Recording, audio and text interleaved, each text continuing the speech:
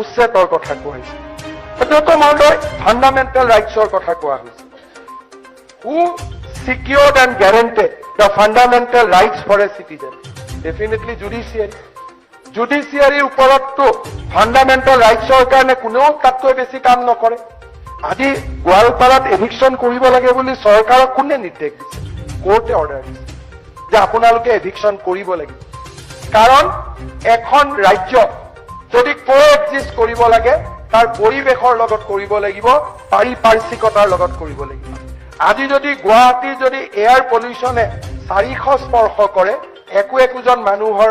আয়ু 10 বছৰ কমি আহিব আমাক মানুহে মাৰ্ডাৰা বুলি নকব নেকি যে আপোনালোকৰ কাৰণে মানুহজন মৰি গতিকে পৰিৱেশৰ সন্তুলন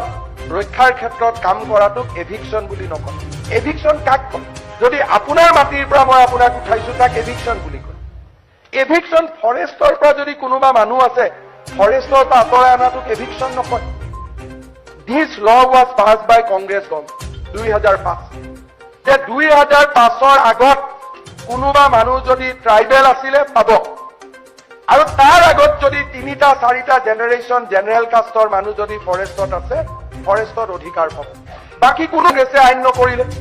যে ট্ৰাইবেল মানুহখিনি যেনেকে পট্টা পাব আমাৰ মাইনৰিটি মানুহখিনিও পট্টা পাব ইউ হ্যাড দ্য মেজৰিটি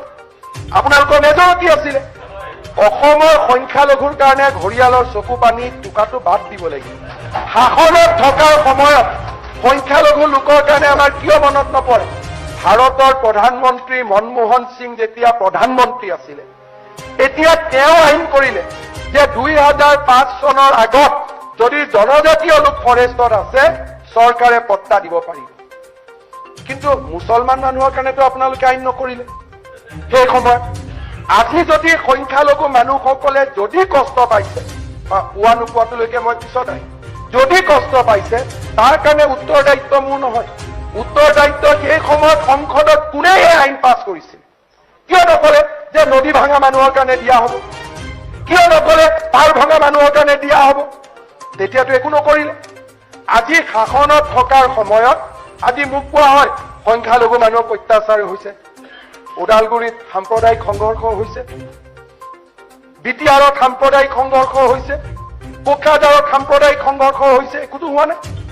আজিৰ দিনত অসমৰ মুছলমান মানুহে যিমান শান্তিত আছে কোনো দিনে অসমৰ ইতিহাসত ইমান শান্তিত আটাইতকৈ কলেজ হৈছে আটাইতকৈ স্কুল